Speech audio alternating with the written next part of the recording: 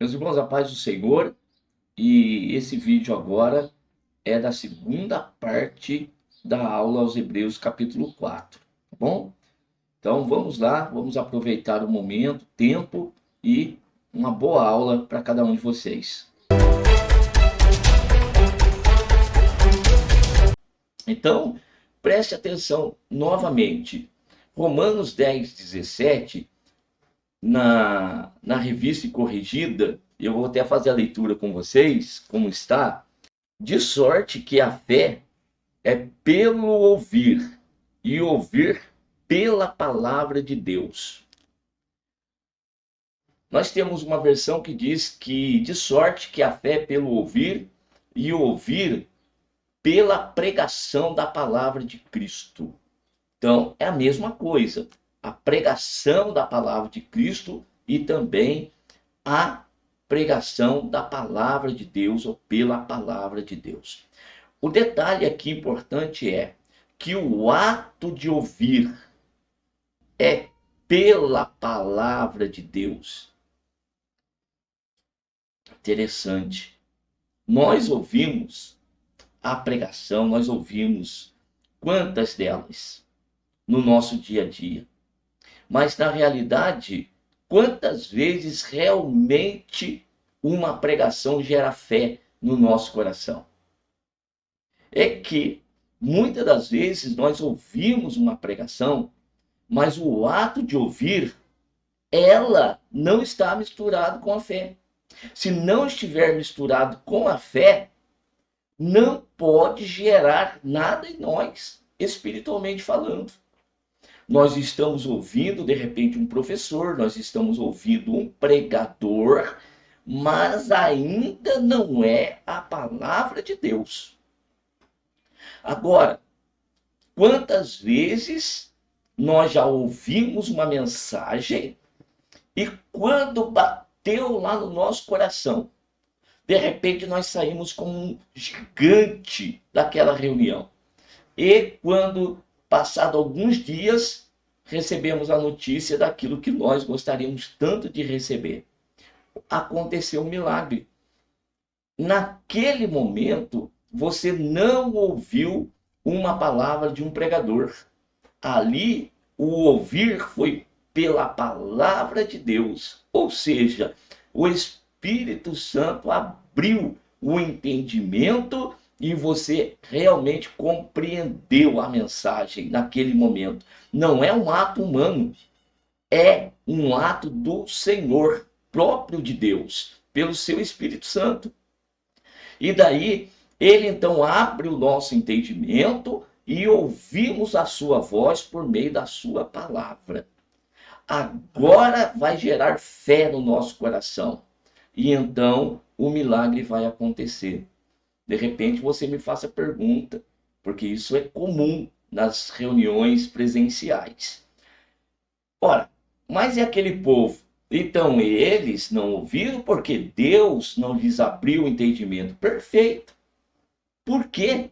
Para que hoje nós pudéssemos compreender com mais clareza como é o agir de Deus na operação dos seus milagres, das suas maravilhas, para que nós hoje glorificássemos a Deus por meio de seu amado Filho Jesus Cristo, que nos deu um acesso maravilhoso a esses mistérios de Deus, que lá no princípio estava oculto, mas revelado agora. Paulo diz isso por meio dos textos aos Efésios, aos Colossenses, textos que futuramente nós vamos estudar aqui também. Mas é muito interessante esse 10, 17 de Romanos, que de sorte que a fé vem pelo ouvir e ouvir pela palavra de Deus. Não é um ouvir humano, mas o ouvir é a própria palavra que nos dá condição, então, de entendermos esta voz, de escutarmos essa sua voz, e daí então o milagre vai acontecer, tá ok? Vamos continuar aqui. Pois bem, porque nós, os que temos crido, entramos então no repouso, como disse, assim jurei na minha ira que não entrarão no meu repouso embora suas obras tivessem acabado desde a fundação do mundo. Porque em certo lugar disse do dia sétimo, e repousou Deus de todas as suas obras no sétimo dia. E outra vez nesse lugar, não entrarão no meu repouso. Visto, pois, que resta que alguns entrem nele, e aqueles a quem primeiro foram pregadas as boas novas, não entraram por causa da desobediência.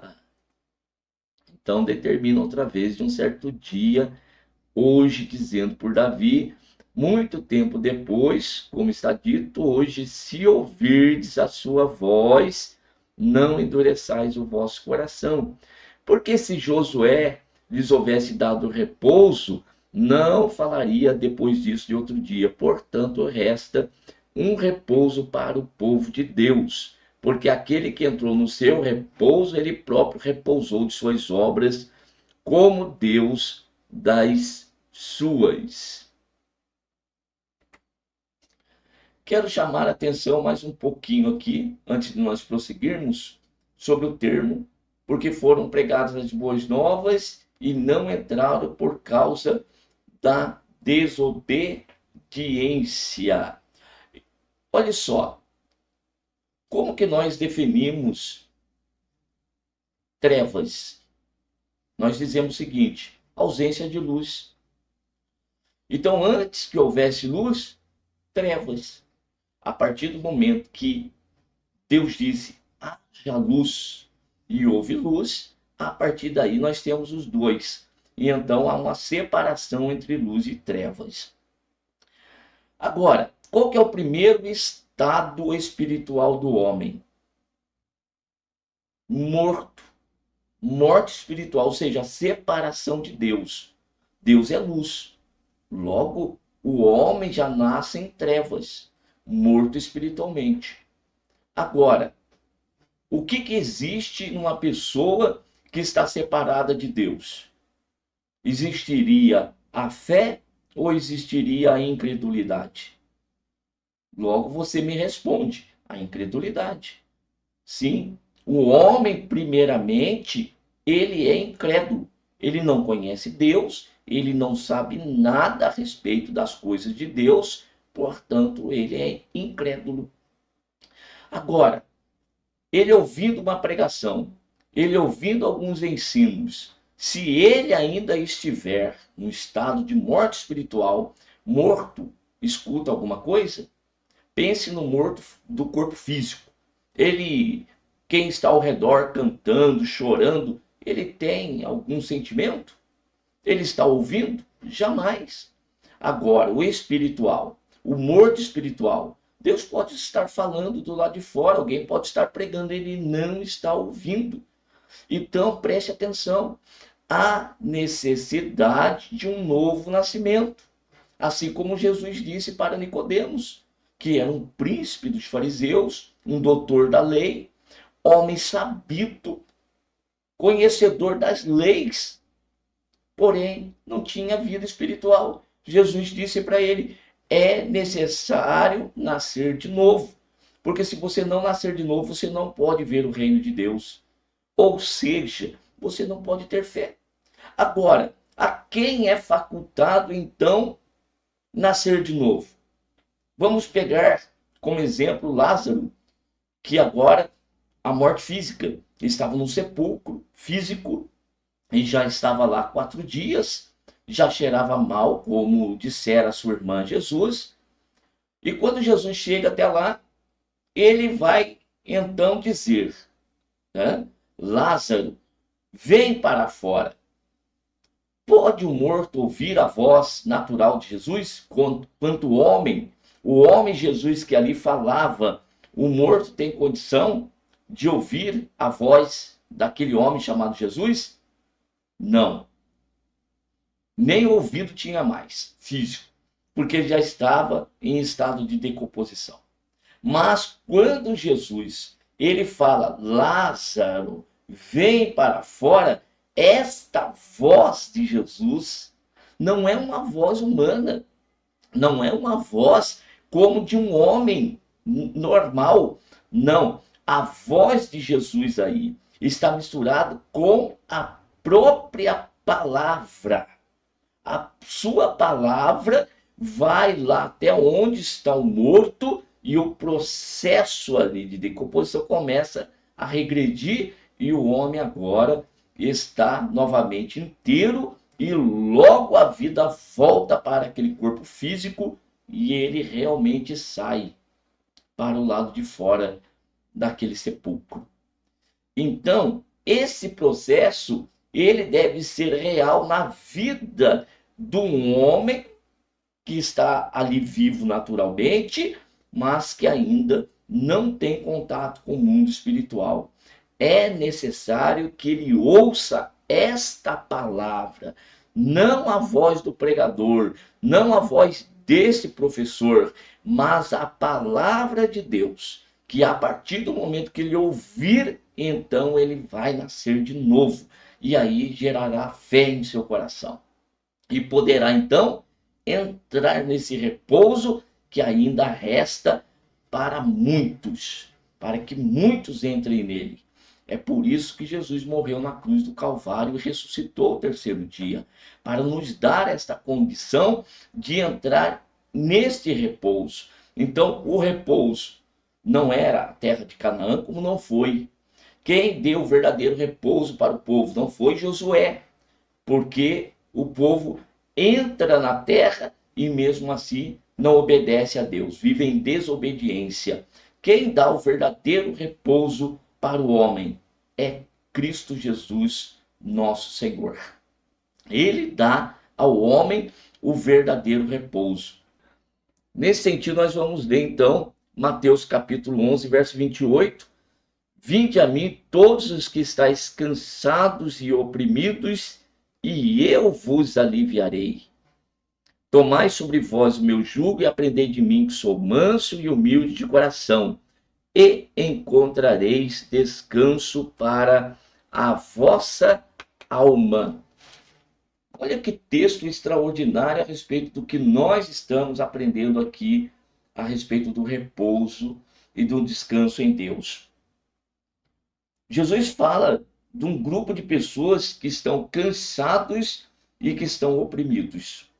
Mas físico, não espiritual. A alma está cansada. A alma está sobrecarregada pelo pecado. Mas Jesus disse: tomai sobre vós o meu jugo e aprendei de mim, que sou manso e humilde de coração, e encontrareis descanso para a vossa alma. Descanso, repouso. Então, esse repouso, este descanso, meus irmãos, não é um dia da semana, tá bom? Embora há uma determinação de Deus para que nós tenhamos sim um dia da semana para repousar, para descansar, o nosso sábado, na verdade, é real. Mas quando o Senhor colocou isso, é para mostrar a situação de trabalho, muitas vezes, no mundo espiritual, e que precisa de descanso, e que precisa de repouso. E assim como nós fazemos no mundo físico, nós devemos também fazer no mundo espiritual. Porque o ser humano não é só físico, né? Ele é espiritual. Aliás, o verdadeiro homem é espiritual, não físico. Agora, se todos os cuidados que se tem com o físico, por que não se tem, no mínimo, o mesmo com o espiritual, com o homem interior, no tocante a alimentar, no tocante a comer e beber espiritualmente? Então, Jesus, ele é o caminho de volta para o Senhor Deus. Ele é o verdadeiro repouso. Então, aqueles que ouvem essa palavra e que ela esteja misturada com a fé, agora é a própria palavra que vai gerar fé no seu coração. E daí então você entrará no repouso e descansará das suas obras. Vai deixar de ficar afadigado, solícito, preocupado com as coisas dessa terra e verdadeiramente descansará no Senhor nosso Deus. Tá bom? Vamos continuar o nosso estudo de Hebreus? Portanto, resta ainda um repouso para o povo de Deus. Então, quem agora é esse repouso? Pode colocar aí, meus irmãos, sem medo. Esse repouso aqui agora é Cristo, tá bom? Cristo Jesus. Porque aquele que entrou no seu repouso, ele próprio repousou de suas obras como Deus das suas.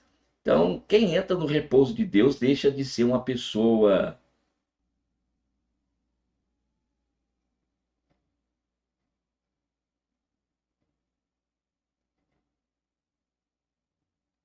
preocupada,